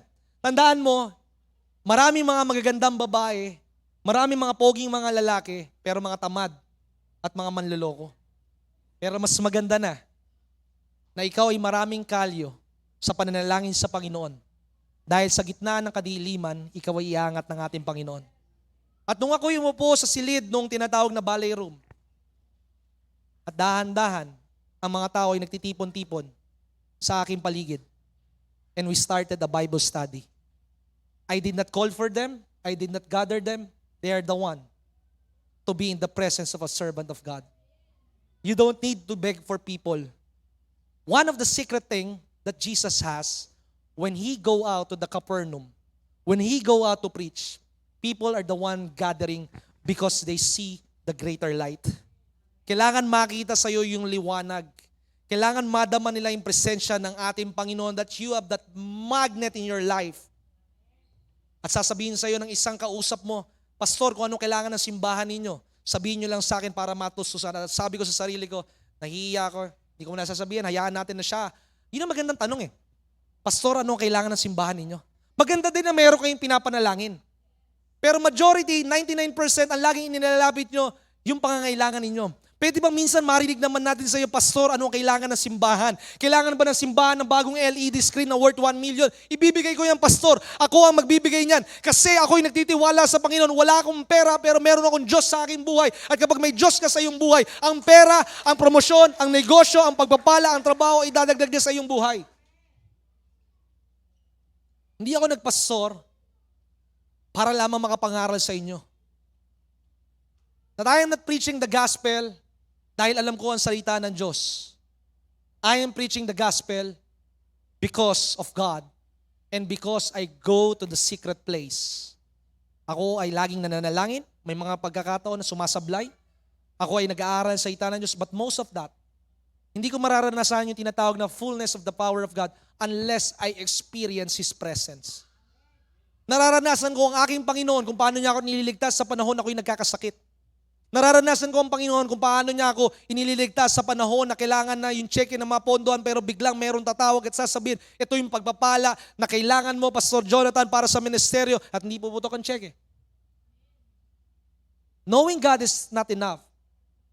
But when you dwell in the secret place of the Most High, when you abide in the shadow of the Almighty, that when you experience God, tataas yung confidence mo. Dahil matatandaan mo kung paano kanya iniligtas 15 years ago na ikaw ay nasa gasaan ng tinatawag na jeep o ng sasakyan pero ikaw binuhay ng Panginoon. Ngayon pa kaya na ikaw ay nasa ICU? Ngayon pa kaya na ikaw ay nananakit ang iyong tuhod? Hindi kaya kaya ng Panginoon na bigyan ka ng panibagong fluid sa iyong katawan? Hindi kaya ng Panginoon na bigyan ka ng bagong buto sa iyong katawan? Hindi kaya ng Panginoon na ikaw ay pagalingin? Is there anything too hard for God? And then ituro mo, I have the heart of the Father. Magkaroon ka ng puso ng Ama. At ano ang puso na meron ng Ama? He has a compassionate heart. Blessed are the merciful, for you will obtain mercy. Pinagpala ang mga mahabagin dahil sila'y kahabagan din ng ating Panginoon. Na although nandyan yung kakilala mo na napakasama, pero magkaroon ka ng kahabagan dahil alam mo kung saan ang kanyang pupuntahan. Maaalala mo kung paano ka dati, ikaw ay lasenggero, ikaw ay babaero, ikaw ay sugalero. Ang sabi nung aking kausap, alam niyo, Pastor, nung ako hindi pa nakakilala sa Panginoon, pinapatalo ko sa kasino, ganitong mga halaga. Pero nung ako na ay nakakilala sa Panginoon, ang sabi niya, ganito ang aking naging buhay, ewan ko bakit umiiyak siya sa amin, ganyan. Kaya kailangan ko ng simbahan na magpapastol sa amin. Alam mo, hindi mahalaga yung yaman, Pastor eh. Ang gusto ko, kung ano ang meron ako, yung mga empleyado ko meron din sila. Pag ako'y pumunta sa abroad, ang sabi niya, kahit yung tutor ng aking anak, kasama ko rin sa abroad. Kung ito'y nangyayari sa kanila, dapat lalo mangyari ito sa'yo. Dahil ikaw ay anak ng Diyos, ikaw ay karapat-dapat, hindi dahil sa iyong pananalig, kundi karapat-dapat ka dahil sa natapos na gawa ng ating Panginoon sa krus ng Kalbaryo. Kaya kailangan magkaroon ka ng puso ng Ama. Ng Ama, He is a compassionate God. Kung ikaw ay pinatawad ng ating Panginoon, magpatawad ka rin. Kailangan hindi ka na nagtatanam ng sama ng loob, kailangan hindi ka na matampuhin. Hindi ka lang nabati ni Pastor, hindi lamang nasabing masarap ang iyong niluluto, hindi ka lamang na-appreciate ni Pastor, hindi ka na magsisimba. At kapag ikaw ay lumipat ng simbahan, ganun din ang mararanasan mo. Dahil lagi mong tatandaan, ang sabi ng Biblia, David, in the book of 1 Samuel chapter 13 verse 14, David has a heart after God's own heart. Kailangan laging nagpapasiyasat ka sa ating Panginoon araw-araw. Hindi lamang basta pakiramdam mo na gumawa ako ng tama. Tandaan mo, yung ginagawa mong kabutihan, hindi yan ang magiging daan patungo sa kaligtasan. Kundi ang magiging daan patungo sa kaligtasan ay yung natapos na gawa ng ating Panginoon sa krus ng Kalbaryo na magdadala sa iyo sa kababaang loob. At sa iyong kababaang loob, sa iyong pagsunod, sa iyong paglilingkod, makikita mo sa iyong buhay. Ang sabi ng Biblia, ang mga nagpapakumbaba ay iangat ng ating Panginoon. At ang mga nagmamataas ay ibababa ng ating Panginoon. Wala akong pakialam kung ang mga may-ari ng mga malalaking subdivision na merong pinapangalan. Ang sabi ng Book of Psalms, ipinapangalan man nila ang isang syudad sa pangalan ng isang bilyonaryo. Pero ang lahat ng ito ay mawawasak sa mga darating na panahon. Ang salita ng Diyos ay hindi babalik na walang saysay. Kaya masama ang paligid para ang simbahan ay mapwersa na tayo'y seryosoy natin, na tayo'y manalangin, dumulog sa ating Panginoon at tayo'y lumabas dito sa tinatawag na apat na sulok ng simbahan upang ipakita sa buhay sa ibang. Paano ba naman makikita ang kaibahan sa'yo? Do not conform with the world. Paano? Yung mga kasamahan mo doon sa trabaho, kaya mo naman tapusin ng 3 oras, tinatapos mo ng 3 araw. Kayang-kaya mong tapusin pero pinahahaba mo. Dapat yung madali, pinadadali mo.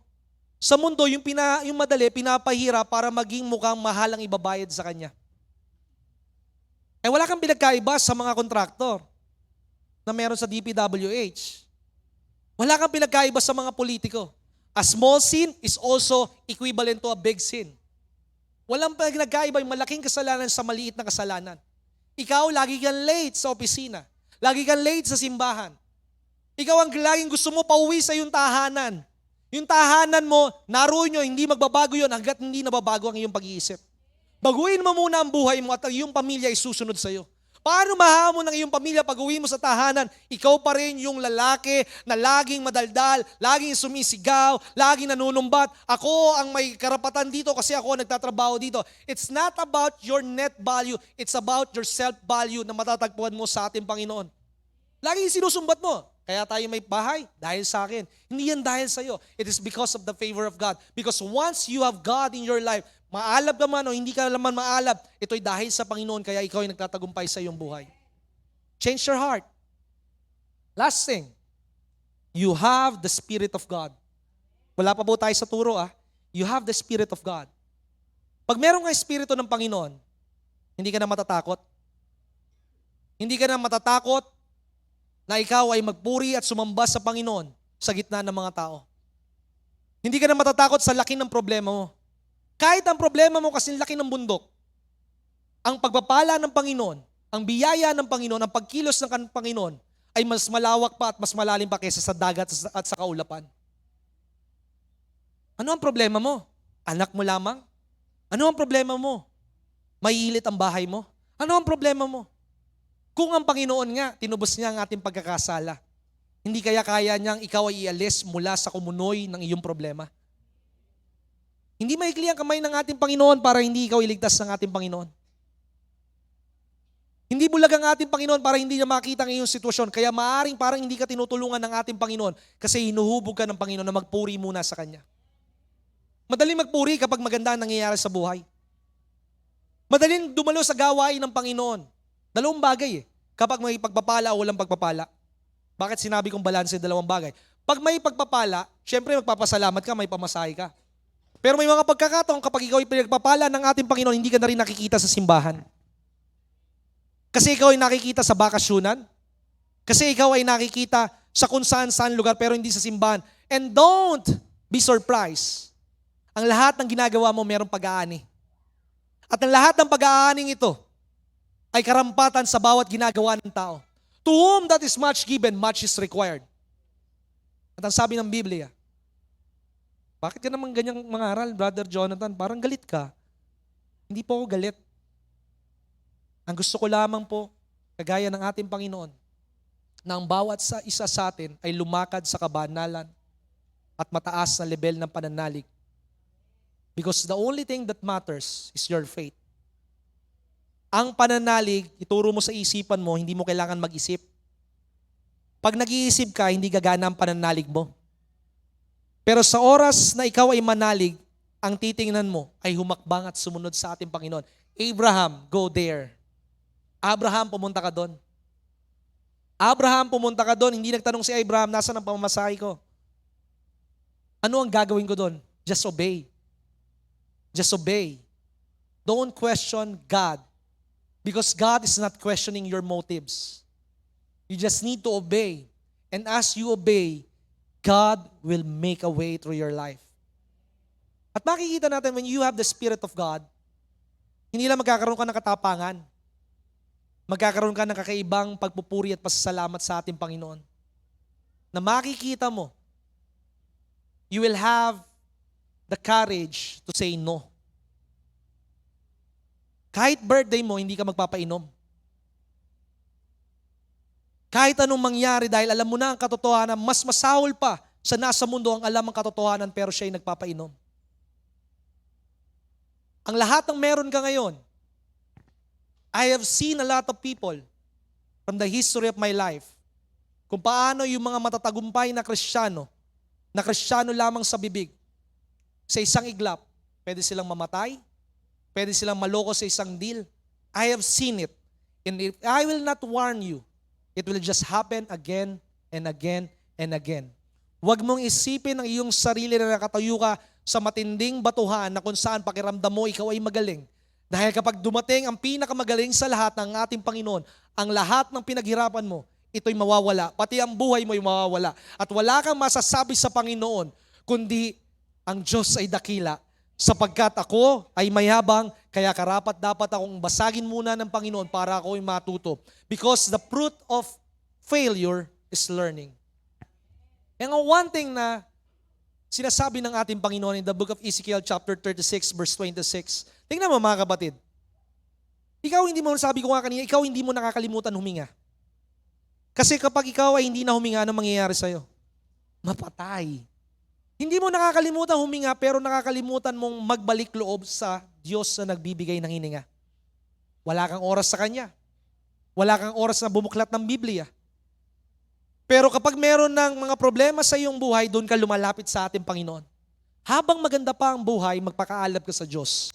Hindi ko sinasabing hindi ka daraan sa problema, upang sa pagdaan mo ng problema, alam mo na hindi ka nag-iisa sa iyong buhay dahil kasama mo ang Diyos sa iyong buhay. At kapag kasama mo ang iyong Diyos sa iyong buhay, makikita mo kagaya sa panahon ni Elisha, napapaligiran ka hindi ng mga sundalo, kundi napapaligiran ka ng mga anghel ng ating Panginoon. At kapag napapaligiran ka ng mga anghel ng ating Panginoon, daladala nila ang espada, daladala nila ang proteksyon sa iyong buhay. The Word of God said in the book of Psalms 34 that the angels of the Lord round and camp towards you. Pinalilibutan ka ng mga anghel ng ating Panginoon upang walang kaaway ang makakapenetrate sa iyong buhay. Ang sabi sa Ezekiel 36 verse 26, and I will give you a new heart, and I will give you a new spirit, and I will give you a new mind. Bibigyan ka ng Diyos ng bagong isipan, bibigyan ka ng Diyos ng tinatawag na bagong puso, bibigyan ka ng Diyos ng bagong spirito upang maunawaan mo ang pagkilos ng ating Panginoon. Hanggat hindi bago ang iyong buhay, hindi magbabago ang iyong mundo dahil ang iyong mundo ay patuloy pa rin sa lumang buhay na nagbibigay lamang ng kaligayahan base sa attachment ng mga material na bagay. And you need to apply the truth. Kailangan po sa bawat, hindi tayo nag-aaral lamang para may maisulat kayo sa notebook ninyo. Ang sabi na salita ng Diyos, ang pinakamagandang akda sa iyong buhay ay makita sa iyong buhay. Tingnan po natin. May hinanda ako ditong 100 eh. Sa 100 ito'y nagkakaroon ng halaga. Bakit kaya nagkakaroon ng halaga ang 100? Dahil binibigyan mo ng halaga. Dahil nagagamit mo ito pambili. Nakatingin ka kaya ka nagtatrabaho para kumita. Ang perang ito ay walang kwenta kung hindi ko papahalagahan. Kasi ito ay gawa sa papel na hinaluan ng tinatawag na gold reserves. Tama po ba? Kaya naman nagkakabalyo ito because of the gold reserves and the value that you add. Tandaan po natin the law of economics. Kapag mas lalong dumarami ang demand, tumataas ang presyo. Kaya maraming tao ang hinahanap ang kayamanan kasi wala sila noon. Hindi ko sinasabing magkaroon ka ng kayamanan. Hindi ko sinasabing mahalin mo ang kapangyarihan. Pero ang sinasabi ko sa iyo, wag ang pera ang hanapin mo. Because it is true in the Word of God, in the book of 1 Timothy chapter 6, the love of money is the root of all evil. And the lack of money is the root of all evil. Pag wala kang pera, nagnanakaw ka, nandaraya ka. Pag mahal mo ang pera, gagawa ka ng kaparaanan. The money itself, wala po itong halaga at wala po itong buhay. But because you are the one that is putting your trust in the money, doon nagkakaroon ng halaga ito. So what I am trying to say, it cannot stand alone na may value ang pera unless you have the trust in the money. Ang Panginoon, kahit hindi mo pahalagahan, siya'y magiging mahalaga pa rin sa lahat ng tao. Because He is the creator of all things. In everything He created. Ang sabi ng Biblia, in Christ you are complete. Colossians 2 verse 10. Sa Panginoon, ikaw ay kompleto. Hindi ka makukompleto ng pananalapi. Hindi ka makukompleto ng mga ari-ariya mo sa iyong buhay. Tanging ang Panginoong Yesus lamang ang makakapagbigay sa iyo ng tinatawag na completeness. And you are complete in whom? In Jesus Christ. Kapag puno ka ng Panginoon, kapag kompleto ka sa ating Panginoon, hindi ka magkukulang sa pananalapi, hindi ka magkukulang sa kalusugan because He is the hope that is the anchor of your soul, the anchor of your life. At kapag nag-uumapaw ka ng Panginoon sa iyong buhay, hindi mo nahanapin ang pera. Ang pera na ang hahabol sa iyo. Hindi mo nahanapin ang customer. Ang customer na ang hahabol sa iyo. Hindi mo na kailangan hanapin ang pangarap mo, kundi ang pangarap mo dahil nangyayari sa iyong buhay. Dahil ang unang iyong pinaparangalan at ang unang layunin ng iyong buhay ay ang ating Panginoon na magkaroon ka ng banal na pagkatakot sa Panginoon. In the book of Acts, dito po tayo mag-uumpisa. In the book of Acts chapter 1, because yesterday I was trying to read parts of the Bible and someone, or maybe the Holy Spirit is whispering unto me, go back to the Pentecost. Magbalik ka sa panahon ng Pentecost, kung saan naroon ang tinatawag na pagkilos ng banal na Espiritu sa buhay ng bawat isa. Ang sabi ng book of Acts, chapter 1, at dito po tayo mag-uumpisa sa oras at sandaling ito. In Acts 1, verse 1, ang sabi ng salita ng Diyos, ano po ang sinasabi doon? The former Triatis made that I have made, O Theophilus, of all that Jesus began to do and to teach. Makikita po natin, actually nung binasa ko siya, napaka-simple lang eh. Diba? Nandun yung kahalagahan, nandun yung sulat, nandun yung witness, pero this too made my attention, caught me. To do and to teach. Maraming tao nangangaral muna bago sila'y gumawa. Pero ang Panginoong Yesus gumawa muna bago niya maipangaral ang kanyang salita. It's a big difference. Na ako'y nangangaral hindi dahil para kayo matuto, kundi ako'y nangangaral dahil ito'y muna'y aking isinagawa.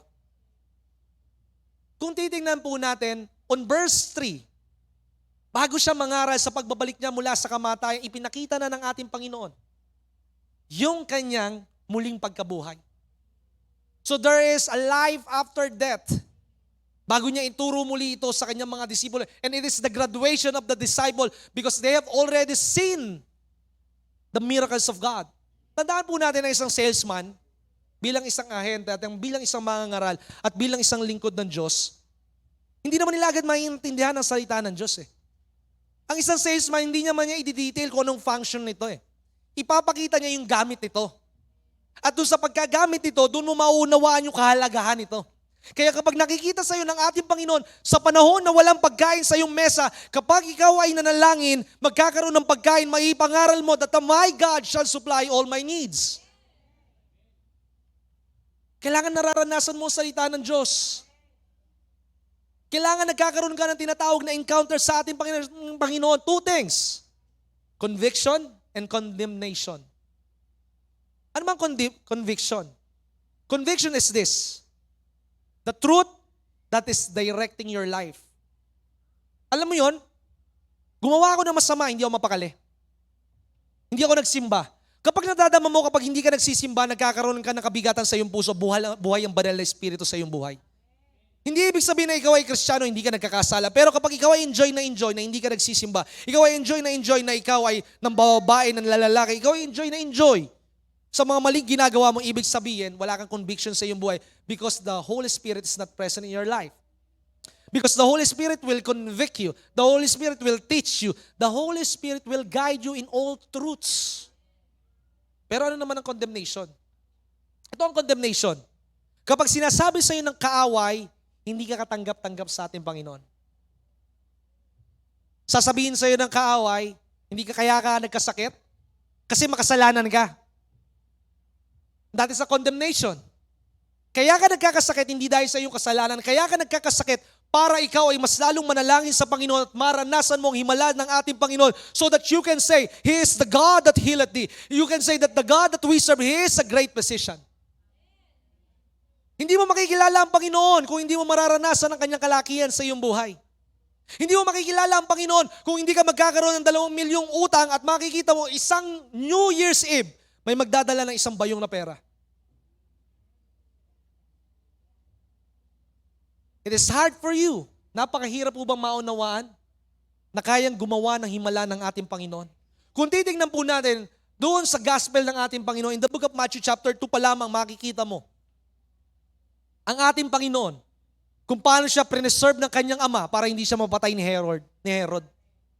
So makikita mo, bago niya masabi that the God is my protector, prinotektahan muna siya ng Panginoon nung siya ay sanggol pa lamang. Kaya ikaw ay buhay ngayon.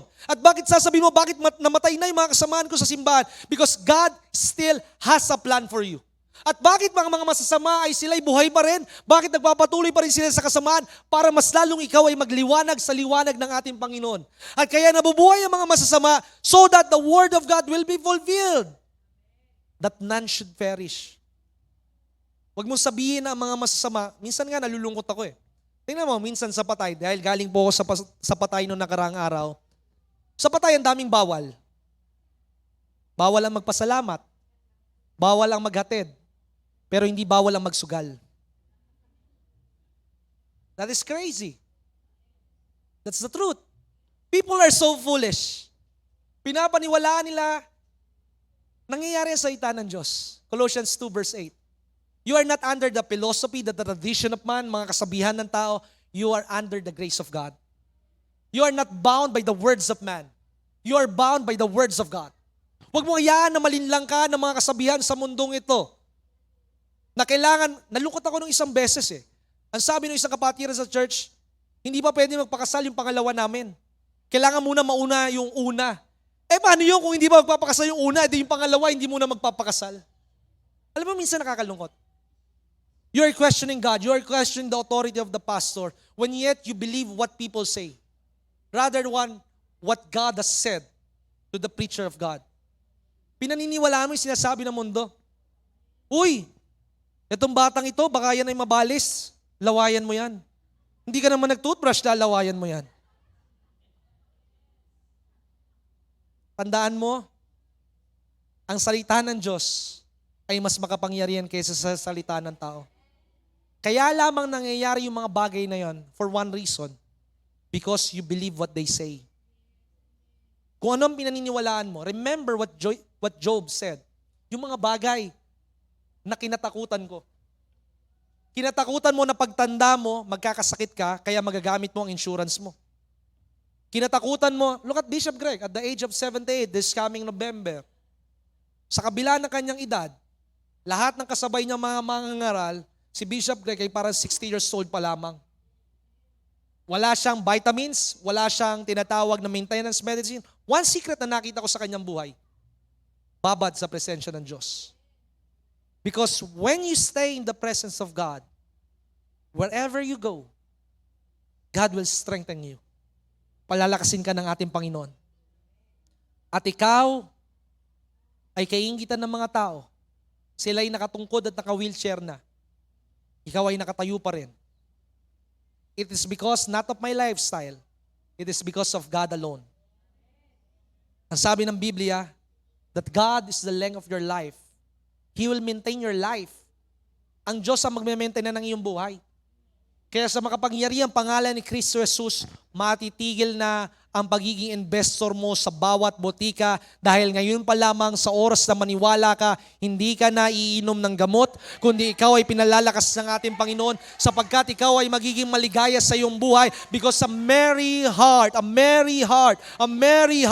do it good like a medicine. And how can your heart be a merry? Punuin mo ito ng salita ng Diyos. Sapagkat ang salita ng Diyos, ang sabi ng salita in 17:17 ng Book of John, sanctify us with your truth. Thy word is truth. Linisin mo, pabanalin mo, ayusin mo ang aming buhay sa pamamagitan ng salita ng Diyos. Hindi maayos ang iyong buhay sa pamamagitan ng pera. Hindi maayos ang iyong buhay sa pamamagitan ng promosyon mo. Ang sabi ng isang kapatiran, bakit ganon, pastor? Nagmula siya sa wala. Nagkaroon siya ng magandang posisyon. Kumikita siya ng 50,000 hanggang 100,000 mula sa pagiging 300 pesos lamang isang linggo ang kanyang kinikita. Ang sabi niya, bakit ganon, pastor? Nung marami akong pera, marami na akong kaibigan. At nung nawalan ako ng pera dahil bumalik ako sa bisyo, biglang nawala ang lahat ng mga taong nililibre ko sa inuman. Ang sabi ko, dahil mali ang paggagamit mo sa pera, dahil ang pera kaya lumalapit sa iyo ang tao, dahil may pakinabang ka sa kanila, ang tao ay lalapit sa iyo kasi meron silang mahihita sa iyo, may mapapakinabang sila sa iyo. Ikaw kahit wala kang kwenta sa harapan ng ating Panginoon, ikaw ay pinipili ng ating Panginoon, ikaw ay iniibig ng Panginoon at hindi nagbabago ang pagkatawag sa iyo ng ating Panginoon na kaya kang gamitin ng ating Panginoon.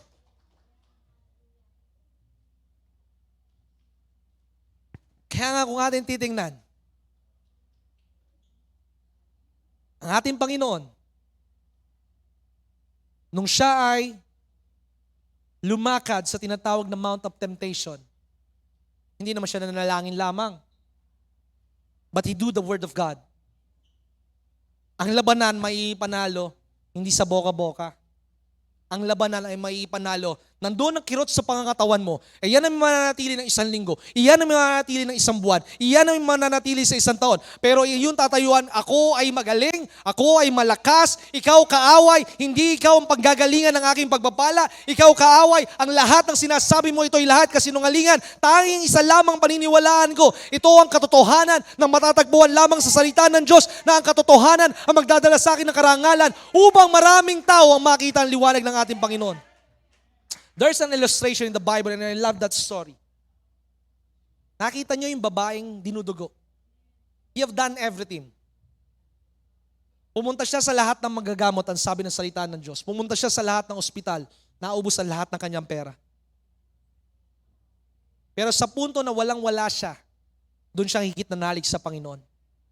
Huwag mo nang hintayin na ikaw ay walang-wala bago ka lumapit sa Panginoon. Habang ikaw ay meron pa sa iyong buhay, mas lalong lumapit ka na sa Panginoon. And as I read that passage, ang sabi ng mga disipulo, tinanong sila, sino ang humipo sa akin? Hindi yun ang nakita ko eh. I see a lot of Christian standing in the church, saying that they love God, saying that they believe God. But I saw one thing that Jesus saw. You must have an extraordinary faith. Maraming nananalig sa Panginoon, pero iilan lamang ang magkakaroon ng kakaibang pananalig. At para magkaroon ka ng kakaibang pananalig, kailangan ikaw ay bumabad sa pananalangin sa ating Panginoon. Upang sa paglabas mo sa pintuan ng iyong pananalangin, mula sa pagiging pusa, ikaw ay magiging isang leon. Hindi pwedeng yung galing ka sa simbahan, paglabas mo talunan ka. Pag sinabi ng anak mo, ba, kain naman tayo ng Jollibee, o ng Atoys pa, kain tayo dito. Walang pera tayo. Sasabihin mo galing ka sa biyaya ng Diyos, tapos wala kang pera. Baka maling Diyos ang pinaglilingkuran mo. Maaaring ikaw ay magmula sa walang pera, hindi ka mananatili sa walang pera. Maaaring ikaw ay magmumula sa tinatawag na katalunan sa iyong buhay, pero hindi ka mananatiling katalunan. Hindi ka bumili ng sasakyan para i-display mo sa bahay dahil takot ka ng panggasolina. Hindi ka natatakot para sa pang-maintenance ng iyong sasakyan. But you know, iprinobide ng Panginoon yung sasakyan, kaya ipampo-provide din niya yung pan-tollgate mo, yung panggasolina mo. Pag nagbigay ang Diyos ng pagpapala, sabi ng salita ng Diyos, the blessing of the Lord, it make it rich and it added no sorrow on it. Ang Diyos kapag nagbigay ng tinatawag na pagpapala, ito hindi installment. May ilang bagay lamang po ako na iiwan sa inyo, although nasa first slides pa lang po ako. Dinala ko na laptop para di-click na lang po. Dahil talagang makikita po natin mga kapatid, I know it is not enough. Hindi sapat na nakaupo lamang tayo ng isa't kalahating oras, 2 oras sa simbahan. Alam mo na nagbabago ka na kapag ang hinahanap mo na ay ang salita ng Diyos. At masasabi mo yung iyong inaawit, wag mo lang basta awitin ng kanta. Masasabi mo, I wanna sit on the feet of Jesus Christ. Forget about your work. Forget about your business. Pero huwag mong kakalimutan yung nagbigay ng hininga sa iyong buhay. At dito po tayo magtatapos ngayon sa oras at sandaling ito. I will give you 5 things kung bakit ang Kristiyano ay hindi napapagpala. Number 1. Ano po yung number 1? Number 1 is hypocrisy. Ano ba yung pagpapanggap? Pagpapanggap na ikaw ay masaya. Sabi mo kasi, Brother Jonathan, kailangan sa simbahan, ikaw ay masaya. Sabi kasi ng pangangaral ni Pastor, you faith it till you make it. Kailangan ikaw, isinuko mo ng lahat sa Panginoon. Na maaaring hindi mo kaya, pero kaya ng Diyos sa iyong buhay. Na hindi ka lang basta sumisimba para magkaroon ng attendance sa simbahan. Ikaw ay sumisimba dahil isinusuko mo ang buhay mo sa Panginoon. At ikaw ay nagpapatuloy not just from Sunday, but from Monday to Saturday. Pangalawa, katamaran. Alam mo bakit tamad ang mga tao? Kasi ang mundo, they are trying to pull you. Ngayon ko lang makakita kahit linggo sa college, may pasok whole day sa simbahan. Ngayon ko lang makakita, alam ko merong batas nakalimutan ko lang na kailangan hindi mag-uwi ng assignment sa tahanan. Pero meron din gagawin ng Sabado at Linggo. Walang saysay ang sabi ng isa ni Theodore Roosevelt, walang saysay ang edukasyon kung wala kang karunungan ng Panginoon. Aanin mo na first honor ka. Ang sabi ni Denzel Washington, the man can give you the award, but only God can give you the reward. First honor ka nga. Walang yan naman ugali mo. Education without character, it is dung. Hindi mo ginamit ang talino mo para manliit ng ibang tao. Ginamit mo ang talino mo para lumakad ka sa kababaan at tulungan ang mga mahihina na atakin sila sa malakas. Ang mundo, if you will just be an observer and a discerner of the time and season, pinapagod ng mundo ang tao. Ikaw, nag-aalaga ka ng apo. Ikaw, nagtitindahan ka. Pag ikaw ay napagod, ano ang mangyayari sa'yo? Aantukin ka. At kapag minahal mo ang iyong katawan at pagkaantok, it will make you lazy. So makikita mo yung pattern, papagurin ka muna ng mundo. Kasi may pangarap ka at mayroon kang obligasyon Hindi ko naman inaalis yung obligasyon. Kasi kailangan mo yun magampanan. Pero kapag napagod ka, antukin ka. Pag inantok ka, magiging tamad ka na sa salita ng Diyos. At kapag naging ka ng tamad sa salita ng Diyos, ang buhay mo ay magiging ligaw. At magiging paulit-ulit lamang ang buhay mo. Si sweldo, 30 na laman ngayon, 15 na laman, hindi pa nadating ang sweldo mo kasi nakautang ka, pinambayad mo na. Pero kapag inakap mo ang Panginoon sa iyong buhay, ang sabi ng isang kausap kong bata, gusto ko po maging senator ganito. Ang sabi ko, when you ask for God, kaklase ni Habi, maaring sa iyong henerasyon, ikaw ang gagamitin ng Panginoon para maging presidente ng Pilipinas, para lahat ng mga korap na politiko, sila lahat ay maipakulong mo o sila lahat ay dumaan sa death penalty. I am not afraid of death penalty. Because always remember, we are in war against the devil. If this death penalty will lead them sa pagbabago, then let it be. Kaya tayo'y nagkakaganito, it is because wala kang gana sa salita ng Diyos. Dahil kapag may gana ka sa salita ng Diyos, ang bayan ay mababago. Kaya ganito ang bansa kasi pinili natin mga substandard na leader. Kaya don't expect that you will have a standard project. Ang sabi nga nila, that is the joke of the world, DPWH, di ba pare walang hiya? Wala na po silang hiya. And it's not that only the DPWH, the whole sector of the government, the DNR, the DSWD, and everyone. Dahil wala silang Diyos. At habang wala silang Diyos, mabubuhay sila sa kasakiman. Number 3, last thing. Pag-aalinlangan. Kaya ka nag-aalinlangan dahil hindi ka sigurado kung tutugunin ka ng ating Panginoon. Huwag ka mag-aalinlangan. Yung pag-aalinlangan mo ang nagbibigay sa iyong buhay para maantala ang pagpapala ng ating Panginoon. Ang sabi ng Biblia in the book of James chapter 1 verse 6, when you pray, do not doubt. Pag nanalangin ka, huwag ka magduda sa pinapanalangin mo. Nananalangin ka na magkaroon ka ng pera, tandaan mo, ang sabi ko sa post sa Facebook, hindi porket imposible at mahirap ang pangarap mo, ibababa mo na at babaguhin mo ng pangarap mo. Mas mahirap ang pangarap mo, mas kasama mo ang Panginoon. Ano kailangan mong gawin? Taasan mo ang level ng iyong pananalig. Baguhin mo ang iyong isipan at baguhin mo ang iyong kaparaanan at makakamtan mo yung pangarap mo na iyong idinadalangin sa Panginoon. Ang sabi ng Biblia, ask of me. Humingi ka sa akin. What do you want? Ang sabi ng Psalms 2 verse 8, Amplified Version or the Message Translation, what do you want? You want a nation as a gift? Name it! Ikaw alam mo minsan, medyo mabait ka rin eh. Para bang nahihiya ka sa Panginoon na humingi? Alam mo kahit bakit ka nahihiya sa Panginoon na humingi? Simple lamang eh. Kasi wala kang relasyon sa Kanya. Pag ako'y may relasyon sa aking magulang o sa aking asawa, pag sinabi ko kay Sister Karen, mga pwedeng mamasahe naman. May masahe na, may facial wash pa. Bakit ako mahihiyang humingi? Asawa ko yun. Kaya ka nahihiyang humingi dahil pakiramdam mo makasalanan ka. At dahil hindi mo kilala ang Panginoon. Paghihingi ka yung mga bagay na mahirap, wag lamang hingin mo yung pambayad ng renta mo. Hingin mo yung bahay mo. Wag mo lang hingin yung pang-maintenance medicine mo o pampa-hospital mo. Hingin mo yung buhay na puno ng kalakasan. Para maging tama ang iyong paghingi, kailangan maging tama ang iyong puso. At para maging tama ang iyong puso, kailangan meron kang bagong spirit. I hope, darating ang araw, alas 3 na, nagtuturo pa rin ako. Dahil nasa 1/4 pa lang ng pangangaral ang dapat kong ituro.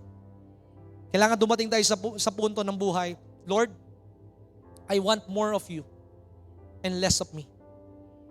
Lord, ano ba yung 200 hours sa isang linggo sa 4 na oras sa isang araw ng linggo lamang? Kapag magbabago ang iyong pagkakaupo dyan, huwag ka lang maging spectator. Ang simbahan hindi isang teatro. Na si pastor, resource speaker. Hindi resource speaker si pastor. Ang sabi ng book of Jeremiah chapter 3 verse 15, I will send you the pastor as my mouth to speak for you. Pag ginawa mo sinasabi ng pastor mo next Sunday, wag muna natin pag-usapan yung offering. Wag muna natin pag-usapan yung paglilingkod mo. Huwag ka magbukas ng iyong cellphone. Huwag mo sabihin na nagbabasa ka sa Biblia. Huwag mo sabihin na nagte-take down notes ka. Magdala ka ng notebook. Let's go to the basic without distraction. And without a distraction in your life, doon mo maririnig yung boses ng Panginoon. At pag narinig mo ang boses ng Panginoon, nangangaral ka pa lamang, may kontrata ng inihanda sa iyong Panginoon. Pag narinig mo ang boses ng Panginoon, magiging madali ang promotion mo sa kumpanya. Pag narinig mo ang boses ng Panginoon, lahat ng taong makakasama mo, sila'y maaaliw sa iyo because they see the greater light. Remember, when Jesus Christ stepped on the boat of Simon Peter, the son of Barjona, and Andrew, his brother, hindi makapaniwala ang magkapatid. Umaga, maraming isda. Hindi lang basta dapat tayo maliwanag, kundi maging higit ang ating liwanag. Dahil kapag higit ang iyong liwanag, ang tao ang pagpapala, hahanapin ka. Hindi mo kailangan magpakahirap sa pagpapala. Pagdating sa sarili, masasabi ko, hindi naman ako maluho, hindi naman kami maluho, nakakapaghintay kami, okay kami. But what we are crying is for the church, for the prayer mountain, for the radio. Hindi biro ang bayaran na 1 milyon isang buwan. Wala naman kaming binibentang produkto. Hindi naman kami laging humihingi sa inyo linggo-linggo, buwan-buwan. But we are just preaching the gospel. If every one of you in this room makakalaya sa pagiging madamot at pagiging makwenta, doon mo makikikwento na ang buhay mo, ang sabi nga ng isa, pagpalain ako ng Panginoon para ako'y maging pagpapala. Ang sabi ko sa kanya, mag-umpisa ka magbigay ngayon, doon dadalo yung pagpapala. Because what you have today, it is not your possession. What you have today is a test kung ito ba'y mapapagkatiwalaan ng Panginoon. Si Abraham, idinalangin niya na matagal si Isaac, pero ang sabi ng Panginoon, akin na yan. And Abraham did not complain. Ikaw, nagdadahilan ka pa sa Panginoon. Dakilang Ama, salamat po sa umagang ito. That I entrust in you, O God, ang bawat salita na nahayag sa umagang ito. Na sa bawat salitang kanilang narinig, ito hindi lamang lalagpas sa kanilang buhay, kundi ito'y mag-uugat, ito'y maglilinis, at ito'y mamumunga ng bunga ng banal na Espiritu. At ang hindi na nila makikita ay ang problema at kasamaan ng daigdig, kundi ang makikita nila ay ang presensya mo na punong-puno ng kabutihan. Continue to transform us from inside out. Set our affection not on things below, but on things that is above. May we learn, O God, that every day, O God, we will never fail to talk with you. Dahil sa pakikipag-usap namin sa iyo, Panginoon, mas lalong, Panginoong Yesus, na hindi ka lang namin basta nakikilala, kundi nagkakaroon kami ng confidence to go in the throne of grace with boldness. Hindi po ako magugulat, Panginoon, kung ang bawat isa na nasa aking harapan, sa kanilang edad, sila'y gagamitin mo para magkaroon ng kumpanya. Magkakaroon ng mga security agency. Magkakaroon ng mga restaurant. Hindi ako magugulat, Panginoong Yesus, na ang kanilang buong pamilya ay dadalo sa gawain ito. Hindi lamang one service, hindi lamang two service, O God, kundi magkakaroon ng araw-araw na gawain from Monday to Sunday. Because we experience your fullness in our life, O God. Father God, we entrust to you everything. I have done my job. I have done my works, O God. Let your work be the one, O God, na trumabaho sa buhay ng bawat isa.